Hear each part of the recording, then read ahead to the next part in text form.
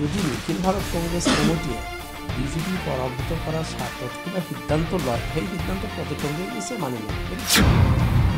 নিখিল ভাৰত কংগ্ৰেছ কমিটিয়ে যেতিয়ালৈকে প্ৰদেশ কংগ্ৰেছক একো নিৰ্দেশনা নিদিয়ে তেতিয়ালৈকে আমি জানো যে ইউডিএফৰ লগত আমাৰ মিত্ৰতা নহয়। মিত্ৰতা হ'ব কংগ্ৰেছ আৰু আজমলৰ। আজমলৰ মিত্ৰতা বিচাৰে একাংশ কংগ্ৰেছী নেতাই। একাংশ কংগ্ৰেছী নেতাই এতিয়া বদৰুদ্দিন আজমল নেতৃত্বাধীন AIUDFৰ সৈতে মিত্ৰতা বিচাৰিছে। একাংশ কংগ্ৰেছী নেতাৰ মতে AICCয়ে যদি মিত্ৰতা কৰিব বিচাৰে তেতিয়াহ'লে তেওঁলোকৰ কোনো বিৰোধিতা নাথাকিব, তেওঁলোকে মানি ল'ব মিত্ৰতাৰ প্ৰস্তাৱ। ইতিমধ্যে কংগ্ৰেছৰ শীৰ্ষ নেতৃত্বক মিত্ৰতা কৰিবলৈ অসমৰ 3গৰাকীকৈ সাংসদে জোৰ প্ৰদান কৰি আছে। তাৰ ভিতৰত নগাঁও লোকসভা সমষ্টিৰ সাংসদ প্ৰদ্যুৎ বৰদলৈ, কলিয়াবৰ লোকসভা সমষ্টিৰ সাংসদ গৌৰৱ গগৈ আৰু বৰপেটা লোকসভা সমষ্টিৰ সাংসদ আব্দুল খালেক বুলি জানিব পৰা গৈছে। এই 3গৰাকী সাংসদে নিজৰ সমষ্টি অক্ষুণ্ণ ৰাখিবলৈ AIUDFৰ সৈতে মিত্ৰতা বিচাৰিছে। কলিয়াবৰত এইবাৰ গৌৰৱ গগৈ কংগ্ৰেছৰ প্ৰাৰ্থী হ'ব। তেনে প্ৰেক্ষাপটত যদি AIUDFে প্ৰাৰ্থী দিয়ে তেতিয়াহ'লে ভোট বিভাজনৰ জৰিয়তে বিজয়ী হ'ব পাৰে বিজেপি। আনহাতে নগাঁওতো একৈ ব্যৱস্থা, যাতে সংখ্যালঘু ভোটৰ বিভাজন নিবিচাৰে সেইবাবে মিত্ৰতা বিচাৰিছে প্ৰদ্যুৎ বৰদলৈ। আনহাতে বৰপেটা লোকসভা সমষ্টিত মিত্ৰতা নহ'লে আব্দুল খালেকৰ বিজয় নিশ্চিত বুলি জানি এতিয়া মিত্ৰতাৰ পক্ষে ওকালতি কৰিছে আব্দুল খালেকেও। এই 3গৰাকী নেতাই কংগ্ৰেছ হাইকমাণ্ডক AIUDFৰ সৈতে মিত্ৰতা কৰিবলৈ জোৰ প্ৰদান কৰি থকাৰ সময়তে আন কংগ্ৰেছী একাংশ বিধায়কেও সমৰ্থন কৰিছে মিত্ৰতাক। গোৱালপাৰাৰ বিধায়ক আব্দুল ৰছিদ মণ্ডলে বক্তব্য প্ৰদান কৰি কৈছে, যদি AIUDFৰ সৈতে মিত্ৰতা হাইকমাণ্ডে বিচাৰে তেতিয়াহ'লে প্ৰদেশ কংগ্ৰেছৰ কোনো আপত্তি নাথাকিব আৰু প্ৰদেশ কংগ্ৰেছে সেই সিদ্ধান্ত মানি ল'ব। নীতিত আছে, যদি নিখিল ভাৰত কংগ্ৰেছ কমিটিয়ে বিজেপি পৰাভূত কৰাৰ স্বাৰ্থত কিবা সিদ্ধান্ত লয় সেই সিদ্ধান্ত প্ৰদেশ কংগ্ৰেছ নিশ্চয় মানি ল'ব। কিন্তু আমি জনাত নিখিল ভাৰত কংগ্ৰেছ কমিটিয়ে এই সংক্ৰান্তত একো প্ৰদেশ কংগ্ৰেছক জনোৱা নাই। প্ৰদেশ কংগ্ৰেছে এই সংক্ৰান্তত জনাই বা আমিও জানা নাই, আমি জানা নাই। গতিকে এই ক্ষেত্ৰতে যে বদৰুদ্দিন আজমল ডাঙৰীয়াৰ লগত যদি কিবা আলোচনা আছে সেইখিনি আজমল ডাঙৰীয়া ক'লে তো আমাৰ কাৰণে সেইটো গ্ৰহণযোগ্য কথা নহয়। নিখিল ভাৰত কংগ্ৰেছ কমিটিয়ে যেতিয়ালৈকে প্ৰদেশ কংগ্ৰেছক একো নিৰ্দেশনা নিদিয়ে তেতিয়ালৈকে আমি জানো যে ইউডিএফৰ লগত আমাৰ মিত্ৰতা নহয়। যিটো প্ৰদেশ কংগ্ৰেছৰ সিদ্ধান্ত সেই সিদ্ধান্তক ইতিমধ্যেই যিহেতু নিখিল ভাৰত কংগ্ৰেছ কমিটিয়ে মানি লৈছে, গতিকে আমি সেই কথাত এতিয়ালৈকে অটুট হৈ আছোঁ। সৰ্বোচ্চ ক্ষমতা নীতি নিৰ্ধাৰণৰ সৰ্বোচ্চ ক্ষমতা নিখিল ভাৰত কংগ্ৰেছ কমিটিৰ। প্ৰদেশ কংগ্ৰেছৰ সিদ্ধান্ত এইটো ভূপেন বৰাৰ অকলশৰীয়া সিদ্ধান্ত নহয়। প্ৰদেশ কংগ্ৰেছে লোৱা সিদ্ধান্ত নিখিল ভাৰত কংগ্ৰেছ কমিটিয়ে মানি লৈছে। পৰৱৰ্তী সময়ত নিখিল ভাৰত কংগ্ৰেছ কমিটিয়ে যদি ইয়াক ৰিভিউ কৰে নিশ্চয়কৈ প্ৰদেশ কংগ্ৰেছ কমিটিৰ মতামত ল'ব। প্ৰদেশ কংগ্ৰেছৰ মতামত সাপেক্ষে নিখিল ভাৰত কংগ্ৰেছ কমিটিয়ে যি সিদ্ধান্ত ল'ব সেই সিদ্ধান্ত প্ৰত্যেকজন কংগ্ৰেছ কৰ্মীৰ কাৰণে মানিবলগীয়া কথা হ'ব।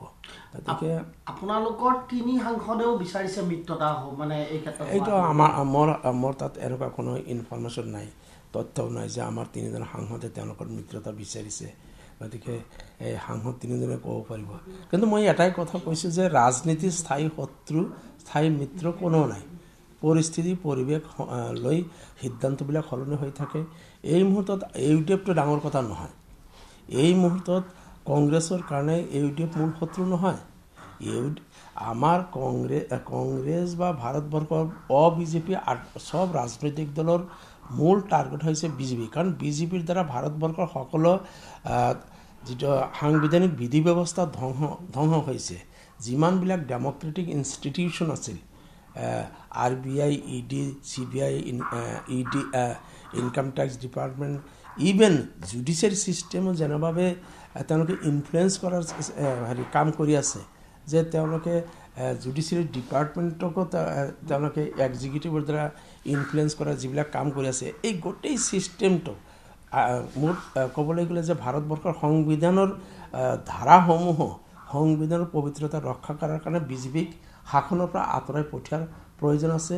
আৰু এই প্ৰয়োজন পূৰাবলৈ ভাৰতবৰ্ষত যিমানবিলাক ৰাজনৈতিক দল আছে বিজেপিক বিৰোধ কৰা সকলো ৰাজনৈতিক দল একেলগ হোৱাৰ প্ৰয়োজনত নিখিল ভাৰত কংগ্ৰেছ কমিটি বা অন্যান্য ৰাজনৈতিক দলসমূহে কেন্দ্ৰীয়ভাৱে যি সিদ্ধান্ত ল'ব সেই সিদ্ধান্ত অসমৰ কংগ্ৰেছৰ কাৰণে নিশ্চিতভাৱে মানিবলগীয়া হ'ব। মিত্ৰতাক লৈ দুভাগত বিভক্ত কংগ্ৰেছী। মিত্ৰতা হ'লে কংগ্ৰেছত হ'ব বিদ্ৰোহ ইতিমধ্যে মিত্ৰতাক লৈ দুটা ভাগত বিভক্ত হৈ পৰিছে কংগ্ৰেছীসকল প্ৰদেশ কংগ্ৰেছৰ সভাপতি ভূপেন বৰাকে ধৰি একাংশ নেতাই নিবিচাৰে মিত্ৰতা তাৰ পৰিৱৰ্তে প্ৰদ্যুৎ বৰদলৈ গৌৰৱ গগৈ আব্দুল খালেক আদি নেতাসকলে বিচাৰে মিত্ৰতা বৰ্তমান সময়ত দুটা ভাগত বিভক্ত হৈ পৰিছে কংগ্ৰেছ তেনে প্ৰেক্ষাপটত AIUDFৰ সৈতে যদি মিত্ৰতা হয় তেতিয়াহ'লে কংগ্ৰেছত হ'ব পাৰে এক মহাবিদ্ৰোহ পদত্যাগ কৰিব ভূপেন বৰাই ইতিমধ্যে প্ৰদেশ কংগ্ৰেছৰ সভাপতি ভূপেন বৰাই ঘোষণা কৰিছে যদি AICCয়ে AIUDFৰ সৈতে মিত্ৰতা সিদ্ধান্ত গ্ৰহণ কৰে তেতিয়াহ'লে পদত্যাগ কৰিব পাৰে তেওঁ অৰ্থাৎ প্ৰদেশ কংগ্ৰেছৰ সভাপতি হৈ নাথাকে ভূপেন বৰা তেনে প্ৰেক্ষাপটত একাংশ কংগ্ৰেছী নেতাই যিদৰে এতিয়া মিত্ৰতা বিচাৰিছে সেই মিত্ৰতা হ'লে প্ৰদেশ কংগ্ৰেছত এক বিদ্ৰোহৰ সূচনা হ'ব আৰু এই বিদ্ৰোহৰ নেতৃত্ব প্ৰদান কৰিব ভূপেন বৰাই যদি প্ৰদেশ কংগ্ৰেছৰ সভাপতিয়ে পদত্যাগ কৰে তেতিয়াহ'লে আন নেতাসকলে ভূপেন বৰাৰ সৈতে পদত্যাগ কৰাৰ সম্ভাৱনা আছে তেনে প্ৰেক্ষাপটত মুকলি বিদ্ৰোহত পুনৰবাৰ জৰ্জৰিত হ'ব কংগ্ৰেছ দল সেয়ে AICCয়ে কি সিদ্ধান্ত গ্ৰহণ কৰে